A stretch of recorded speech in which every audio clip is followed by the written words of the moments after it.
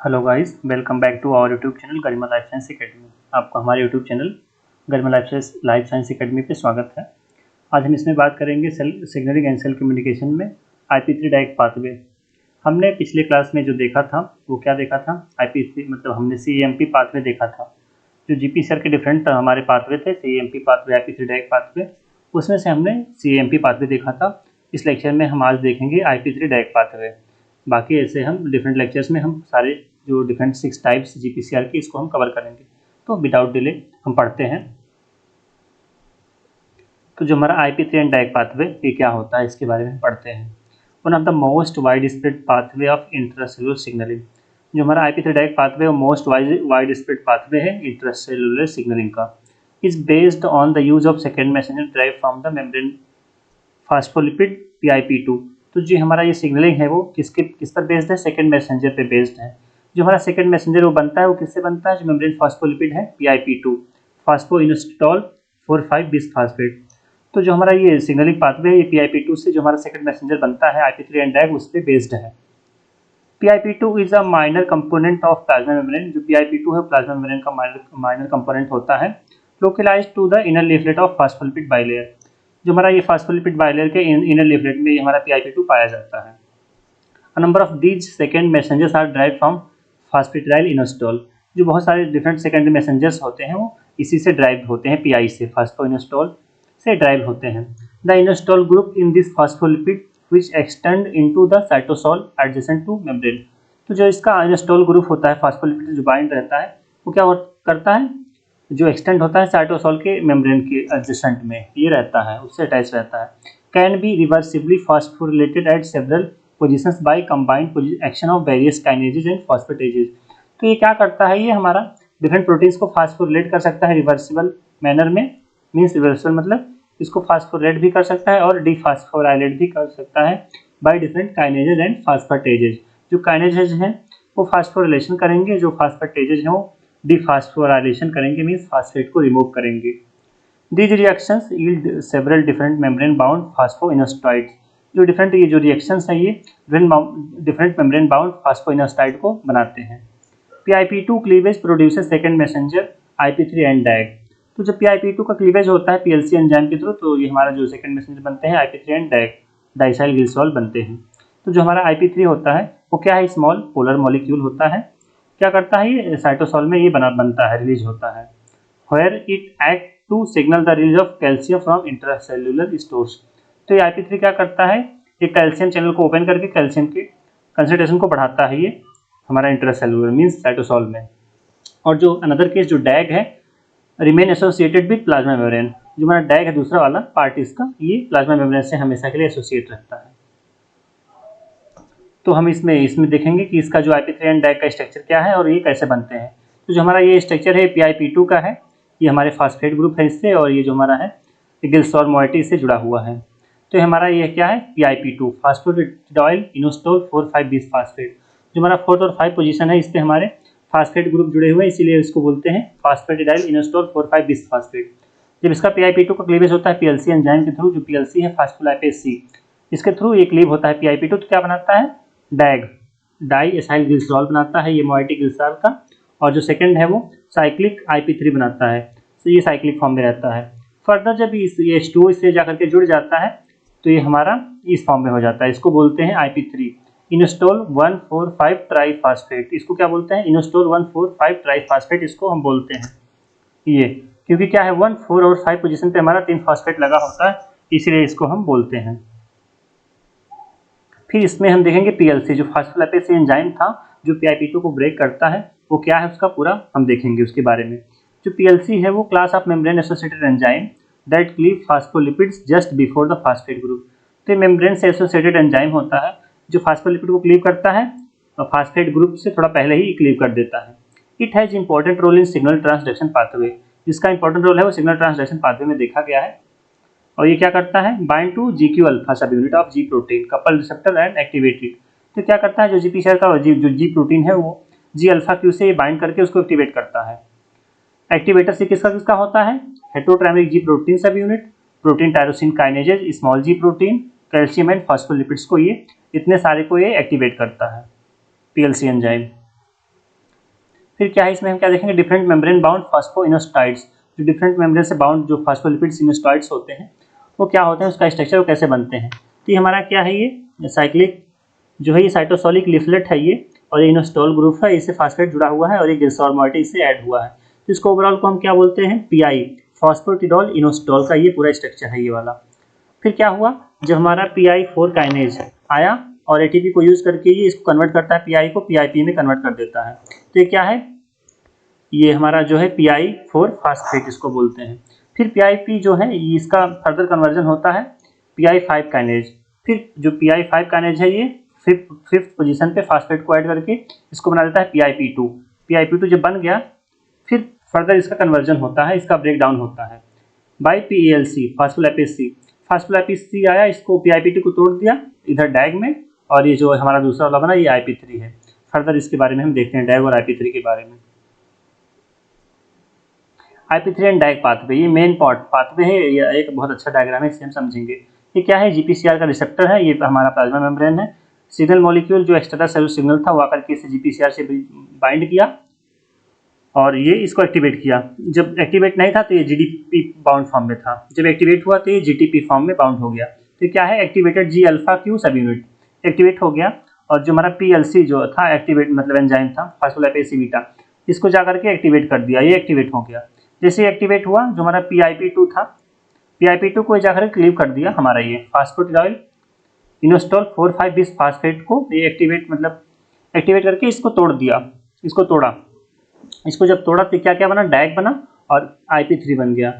इनोस्टॉल 1,4,5 triphosphate ये बन गया IP3 और द डैग बन गया, सॉरी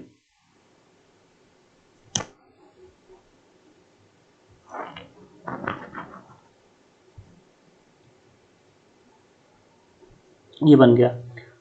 तो फिर हमारा जब ये IP3 बना तो ये IP3 क्या करता है, जो हमारा ल्यूमेन ऑफ एंडोप्लाज्मिक रेटिकुलम होता है ये उस पर चैनल होता है कैल्शियम का, उससे जाकर के ये बाइंड कर जाता है कैल्शियम से। फिर क्या कर देता है, open IP3 gated calcium release channel, ये फिर कैल्शियम को मतलब कैल्शियम चैनल को ऑन कर देता है और कैल्शियम बहुत सारा बनने लगता है साइटोसोल में। जब साइटोसोल में बनने लगता है तो कैल्शियम तो ये जाकर के PKC को मतलब प्रोटीन काइनेज सी को एक्टिवेट करता है, और इधर से डैग भी जाकर के प्रोटीन काइनेज सी को एक्टिवेट करता है, और फर्दर प्रोटीन काइनेज सी जाकर के डाउनस्ट्रीम प्रोसेस को मतलब परफॉर्म करता है, जो भी इसका फंक्शन होता है। This is another diagram for IP3 and डैग pathway from standard book. तो ये दूसरी बुक से एक अच्छा डायग्राम है, इसमें हम और अच्छे समझेंगे। तो ये हमारा जो है ये हमारा GPCR है, ये रिसेप्टर, और ये मैसेंजर आकर के एक्स्ट्रा सेलुलर मैसेंजर आकर के इससे बाइंड करता है, और ये रिसेप्टर होता है। ये फर्दर जब हमारा ये प्रोटीन मतलब लिगेंड नहीं बाउंड था तो ये प्रोटीन इनएक्टिव था, जो हमारा G प्रोटीन था, अल्फा बीटा गामा सब यूनिट आपस में जुड़े हुए थे और अल्फा GDP से बाउंड था। जैसे ही आकर के मैसेंजर बाइंड किया, इसको एक्टिवेट कर दिया और GDP को हटा करके GTP को लगा दिया अल्फा सब यूनिट पे G प्रोटीन के। जैसे ये G प्रोटीन एक्टिवेट हो गया, जाकर के PLC को एक्टिवेट कर दिया। जब PLC एक्टिवेट हो गया तो ये PLC क्या किया, PIP2 को तोड़ दिया IP3 एंड डैग में, मतलब PIP2 को तोड़ दिया IP3 एंड डैग में। डैग प्लाज्मा मेम्ब्रेन से बाउंड था और ये जाकर के PKC को एक्टिवेट कर दिया, तो हमारा जो डैग है। फर्दर जो IP3 था वो जाकर के हमारा ल्यूमेन ऑफ एंडोप्लाज्मिक रेटिकुलम पे जो कैल्शियम गेटेड आयन चैनल था उसको ही एक्टिवेट कर दिया। कैल्शियम सेकंड मैसेंजर ये बनने लगा बहुत सारा साइटोसॉल में। जब कैल्शियम कंसंट्रेशन बढ़ने लगा तो जाकर के ये हमारा जो कार्बोडोलिन से कैल्शियम जाकर के बाइंड हो गया। अब जब कार्बोडोलिन से बाइंड हो गया तो कार्बोडोलिन जब एक्टिवेट हो गया तो जाकर के प्रोटीन काइनेज को एक्टिवेट कर दिया। जब प्रोटीन काइनेज एक्टिवेट हो गया तो जो हमारे बहुत सारे प्रोटीन्स थे उनको फास्फोरिलेट कर दिया। जब फास्फोरिलेट हो गए, एक्टिवेट हो गए, और उनका जो फंक्शन था वो क्या क्या था, response in cell concentration, metabolism and transport. तो जो प्रोटीन जो भी थे एक्टिवेट हो गए वो अपना फंक्शन दिखाए, उनका फंक्शन था कॉन्ट्रैक्शन, मेटाबॉलिज्म एंड ट्रांसपोर्ट। और फिर नेक्स्ट इधर था ये वाला, इधर भी इसका रिस्पॉन्स देखा गया, ये दूसरा रिस्पॉन्स था कॉन्ट्रैक्शन में एंड सिक्रीशन में, इसका जो दूसरा रिस्पॉन्स था वो देखा गया। तो ये हमने देखा IP3 एंड डैग पाथवे कैसे कैसे वर्क करता है और डिफरेंट जो सेकेंडरी मैसेंजर होते हैं वो कैसे अपना फंक्शन करते हैं। एक लास्ट डायग्राम और है ये हमारा IP3 एंड डैग पाथवे का, इसमें हम देखेंगे ये हमारा एक्स्ट्रासेलुलर ये हमारा रीजन है, ये साइटोसॉल है, प्लाज्मा मेम्ब्रेन है। इस पे जो हमारा जब ये फास्फोलिपिड सी था और जब PIP2 से IP3 एंड डैग बन जाता है, मतलब ये PLC जो एंजाइम था, PLC ने जो हमारा PLC एंजाइम था वो PIP2 को तोड़ करके, जब PIP2 तोड़ता है तो IP3 और डैग बनता है। जब डैग बना तो डायक बनने के बाद ये जाकर के प्लाज्मा मेम्ब्रेन से एसोसिएट रहता है और पीकेसी को एक्टिवेट कर देता है। और जो IP3 बना वो IP3 हमारा क्या किया, जाकर के कैल्शियम गेटेड आयन चैनल को ओपन कर दिया और कैल्शियम बनने लगा। फिर कैल्शियम जो है पीकेसी को, प्रोटीन काइनेज को एक्टिवेट कर दिया और इधर से भी जो हमारा डायक था वो भी पीकेसी को एक्टिवेट कर दिया। जब पीकेसी एक्टिवेट हो गया तो ये डिफरेंट जो सबस्ट्रेट है उनको फास्फोरिलेट कर देता है पीकेसी। जब उनको फास्फोरिलेट कर दिया तो उनका डिफरेंट जो फंक्शन था उन्होंने मतलब फंक्शन दिखाया। क्या क्या था, store operated TRP calcium channel. तो जो ये हमारे चैनल्स थे वो भी मतलब क्लोज थे, वो भी एक्टिवेट हो गए और कैल्शियम अंदर आने लगा और उसका कंसंट्रेशन बढ़ने लगता है। तो ये भी एक डायग्राम था जिसके थ्रू हमने देखा IP3 एंड डायक पाथवे के बारे में। लास्ट में हमारा जो कैल्शियम एंड कार्बोडोलिन कॉम्प्लेक्स क्या था जो बना था बीच में, उसको हम थोड़ा उसके बारे में देखते हैं। Many of the effect of calcium are mediated by the calcium binding protein calmodulin. जो कैल्शियम बाइंडिंग प्रोटीन है कार्बोडोलिन से, उसका इफेक्ट देखा जाता है जब कैल्शियम कार्बोडोलिन से बाइंड होता है। Which is activated by calcium binding when concentration of cytosolic calcium increases to about 0.5 micromolar। ये कब बाइंड करता है, जब कैल्शियम कंसंट्रेशन इंक्रीज होने लगता है बाई 0.5 माइक्रोमोलर इन साइटोसॉल। तो उससे जाकर के बाइंड करके कार्बोडोलिन को एक्टिवेट कर देता है। जो कार्बोडोलिन है उसको बोलते हैं कैम। इसका जो मतलब फुल फॉर्म है, एब्रीविएशन क्या है, कैल्शियम मॉड्यूलेटिंग प्रोटीन। जो कार्बोडोलिन है उसको क्या बोलते हैं, calcium modulated protein is a calcium binding protein expressed in all eukaryotic cell. ध्यान रखना बच्चों, जो हमारा ये कार्बोडोलिन है वो सारे यूकैरियोटिक सेल में पाया जाता है। जो कैम है वो क्या करता है, डिफरेंट पाथवेज में इन्वॉल्व रहता है, like inflammation, metabolism, apoptosis, muscle contraction, cellular movement, short term and long term memory में भी रहता है, नर्व ग्रोथ में और इम्यून रिस्पॉन्स में। जो कार्बोडोलिन है ये डिफरेंट पाथवेज में ये इन्वॉल्व रहता है। It can bind and regulate different types of protein targets. ये प्रोटीन टारगेट को भी मतलब रेगुलेट करता है, thereby affecting many different cellular functions। जो प्रोटीन के टारगेट को मतलब रेगुलेट करता है तो उसके थ्रू डिफरेंट जो सेलुलर फंक्शन है उसको रेगुलेट करता है, अफेक्ट करता है। Calcium calmodulin then bind to a variety of target protein including protein kinase C. तो ये जो हमारा कैल्शियम कार्बोडोलिन है वो बहुत सारे वैरायटी ऑफ टारगेट प्रोटीन से बाइंड करते हैं। उसमें से जो हमारा एक है वो प्रोटीन काइनेज सी मतलब प्रोटीन काइनेज भी है। इसके कुछ एग्जांपल्स है कैल्शियम एंड कार्बोडोलिन कॉम्प्लेक्स के, क्या है, regulation of adenylyl cyclase and phosphodiesterase by calcium calmodulin. जो कैल्शियम कार्बोडोलिन है वो एडेनाइल साइक्लेज और फास्फोडाइएस्ट्रेज को भी रेगुलेट करते हैं। The regulation of calcium channel by CAMP। जो दूसरा है वो रेगुलेट करते हैं कैल्शियम चैनल को by CAMP and the phosphorylation of number of target protein by both protein kinase A and calcium calmodulin dependent protein kinase A. तो जो different हमारे फास्फोरिलेटेड टारगेट प्रोटीन को कैसे करते हैं, एक प्रोटीन काइनेज और एक calcium calmodulin dependent protein kinase के थ्रू ये डिफरेंट पाथवे को फास्फोरिलेट करते हैं और अफेक्ट करते हैं। तो ये था कैल्शियम एंड कार्बोडोलिन के बारे में थोड़ा हमने देखा, काफी मतलब इंपॉर्टेंट है, एग्जाम में भी पूछा जाता है डिफरेंट एग्जाम में। फिर लास्ट में इसका जो डायग्राम है ये क्या है, जो हमारा ये कैल्शियम चैनल था ये इधर से एक्टिवेट होता है और ये वाला जो हमारा ये पाथवे चलता है GPCR वाला पाथवे चलता है IP3 डायक का। तो जब PIP2 से टूटता है IP3 और डायक बन जाता है PLC के थ्रू। तो जब IP3 आता है अंदर तो हमारा जो सार्कोप्लाज्मिक ऑब्लिक एंडोप्लाज्मिक रेटिकुलम होता है उसमें जो कैल्शियम गेटेड आयन चैनल होता है उसको एक्टिवेट कर देता है। जब कैल्शियम इधर से भी मतलब बनने लगा और बाहर से भी आने लगा तो साइटोसोल में कंसंट्रेशन बहुत बढ़ जाता है। फिर जाकर के ये जो किससे बाइंड करता है, कार्बोडोलिन एंजाइम से, मतलब जो कार्बोडोलिन प्रोटीन एंजाइम होता है उसे जाकर कैल्शियम बाइंड किया और उसको एक्टिवेट किया बाई चेंजिंग कन्फर्मेशन। उसका कन्फर्मेशन देखिए पहले ऐसे था, फिर जब बाइंड हुआ तो उसका कन्फर्मेशन चेंज हो गया, एक्टिवेट हो गया कार्बोडोलिन। फिर कार्बोडोलिन क्या करता है, बाइंड्स टू अदर प्रोटीन्स। तो जो कार्बोडोलिन है वो अदर प्रोटीन से भी बाइंड करके उनको भी एक्टिवेट करता है और जो प्रोटीन जब एक्टिवेट हो जाते हैं तो वो जाकर के अपने टारगेट से बाइंड करते हैं और फर्दर जो सेलुलर रिस्पॉन्स होता है वो उसको further growth and cell differentiation को वो परफॉर्म करते हैं। तो ये हमने देखा कैल्शियम एंड कार्बोडोलिन पाथवे।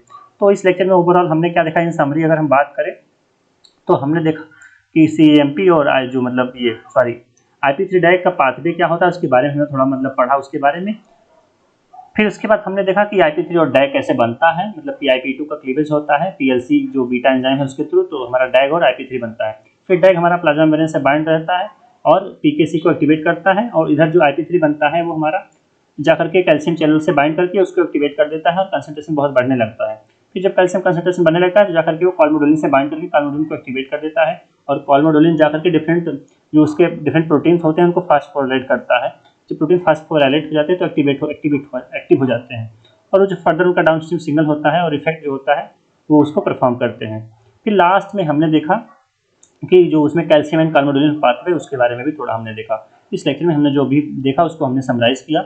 सो इस लेक्चर को हम इधर ही स्टॉप करते हैं और फर्दर जो और मतलब नेक्स्ट जो हमारा पाथवे है उसको हम डिटेल में देखेंगे नेक्स्ट लेक्चर में। Thank you guys. If you like my notes, lectures and videos way of explaining, then you can like, share, subscribe my YouTube channel Garima Life Science Academy. Thank you guys.